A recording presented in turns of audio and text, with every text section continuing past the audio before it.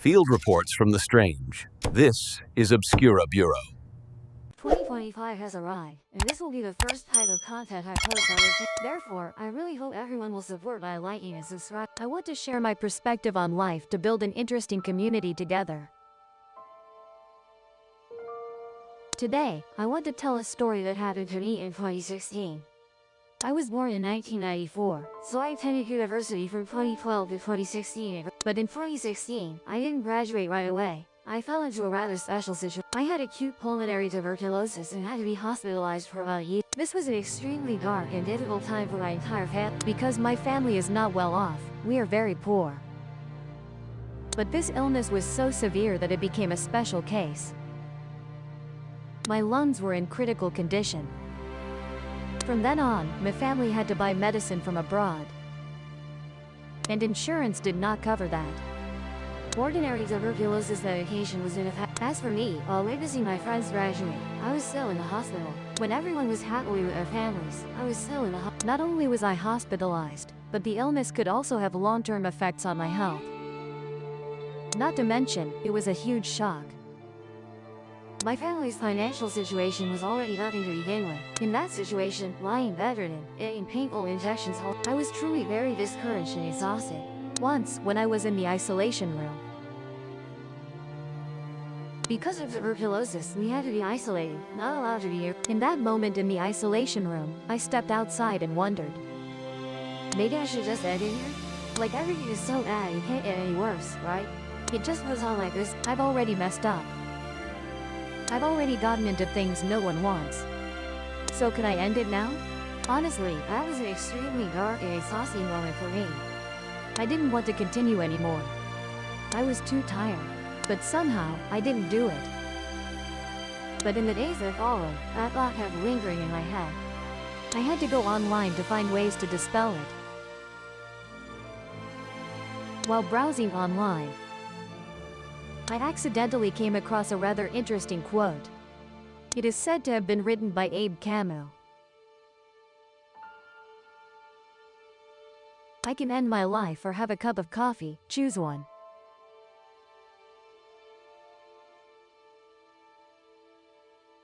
I suddenly became interested in finding out who this person was. And whether this quote is real. Because it sounds quite nice. Then I realized, no, it's not like that. And as everyone can see, right now I am drinking coffee, instead of choosing the first option. So what do I want to share with everyone? Nowadays, we spend too much time on social media. We spend too much time on unnecessary things. Meanwhile, the truly essential things in life, even though they are right in front of our eyes, almost no one cares. No one sees them, no one pays attention. Even the simplest, most basic daily things are overlooked. When I further researched Albert Camus' sayings, I realized something like this. If we only view life with what is in front of us, with things of tomorrow, meaning only caring about the future, then we will never feel satisfied with the present. We only see ourselves as lacking. Have, we haven. This, that. No matter how hard we try, when we achieve the things we desire in the future. For example, striving to earn money to buy a house. Then when we have that house, we want a car. Having a car, we want a bigger car. Or another house. Only looking to the future, how can we ever feel truly good?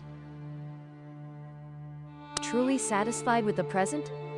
As for those obsessed with the past, from one fear to another, from one issue to the next, are they really living? Or are they just worrying about the future? They don't know what tomorrow will bring, so they keep preparing mentally, in case something happens. Albert Camus' saying is not, or then I will end it now. Nor is it that I will end it or that I must have coffee. But Albert Camus' meaning is understood by readers that way, translated that way, and posted. But honestly, that saying is truly profound, and it expresses many things about what is called absurdism. What is absurdism? It is somewhat similar to nihilism. Nihilism is nihilism, something I found in the days when I felt the most ill, the darkest, the most exhausted, because I saw life as entirely black. But after I witnessed an ideology almost opposite to nihilism, that is absurdism, I began trying to change my thinking in a different direction. I started to realize the truths it could bring me. And most typically, that is the opposition between living in the future, living in the past, and living in the present. Why is there such a division? People can understand it like this. Living in the future are those who only know how to strive forward, wanting things they don't yet have, partly because they feel their lives are lacking, so they try to earn more. As for those living in the past, they are mainly people who have been hurt. They encountered too many problems, and now they want to do something better for their lives. So it won't be like the past anymore. For a long time when I was sick, I lived in the past. It was a major wound in my life that I never want to repeat. Then for a long time after that, I lived when I saw myself falling behind my friends, and I had to do a lot, very quickly, to catch up with my peers. Or at least be better than my yesterday self. Then I realized that. Why does it have to be like that? Albert Camus' absurdism is, well, life is truly meaningless. We keep struggling endlessly. Living in the past, living in the future, doing all sorts of things to face events that haven't happened. Or trying to change something so it won't be like the past anymore. That is precisely the story of Sisyphus pushing the rock up the mountain. And then after that, we have to imagine that perhaps Sisyphus is happy. What if he is joyful? And that is the absurdity of his life, that Albert Camus once spoke of. Yes, this life is meaningless. We are born with a purpose that only we ourselves can create. Religions and beliefs often give us answers about life's purpose. To live is to go to heaven, not to go to hell. Be a good person too. Or past lives and future lives. But such thoughts can lead to a different way of thinking. Led to a slightly different, more extreme thought.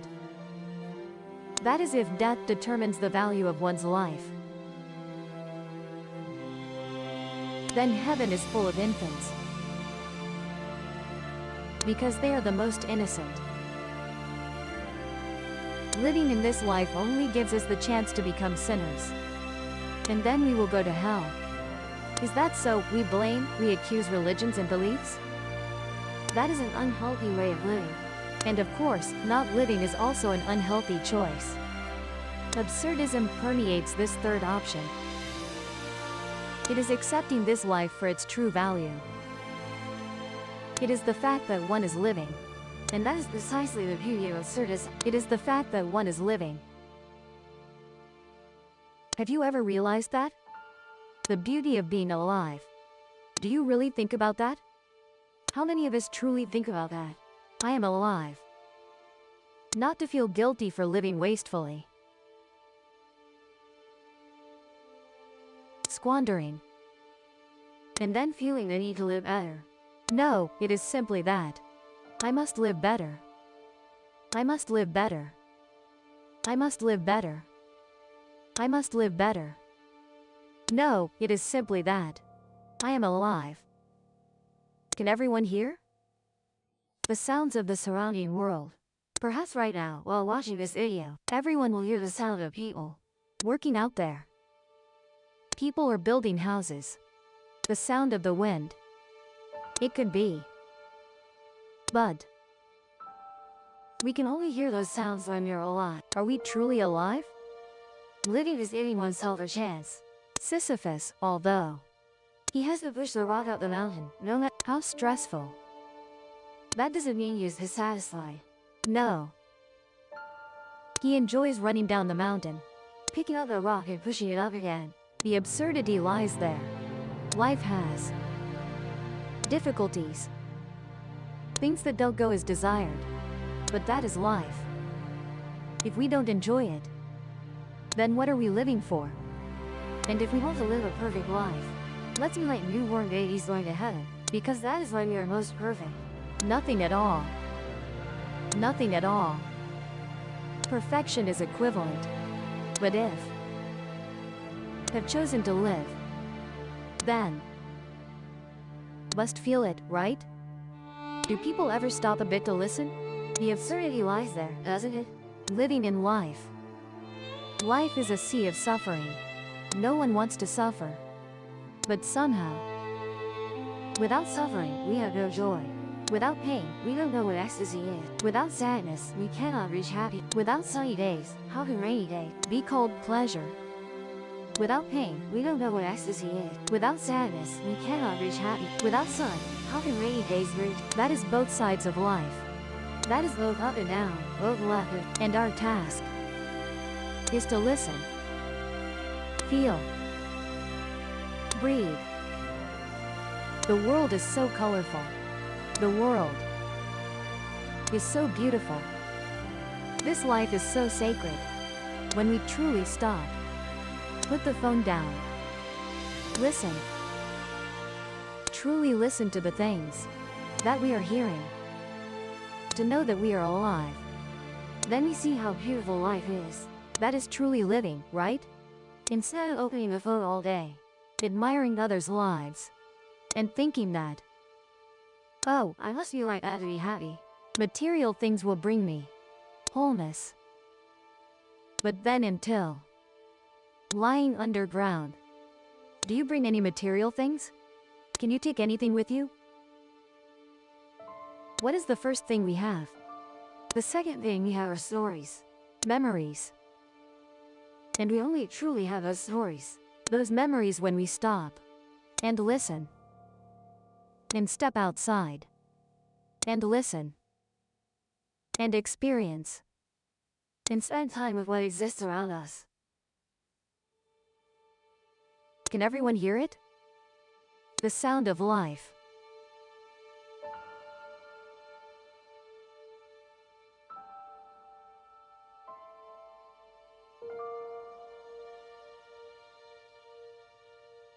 Can you hear it?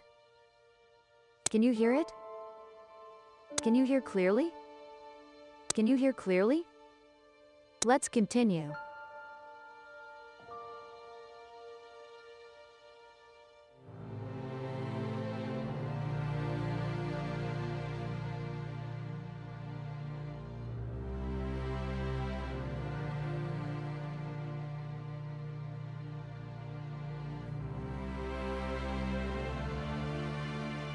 Subscribe to Obscuro Bureau channel. Subscribe to Obscuro Bureau channel.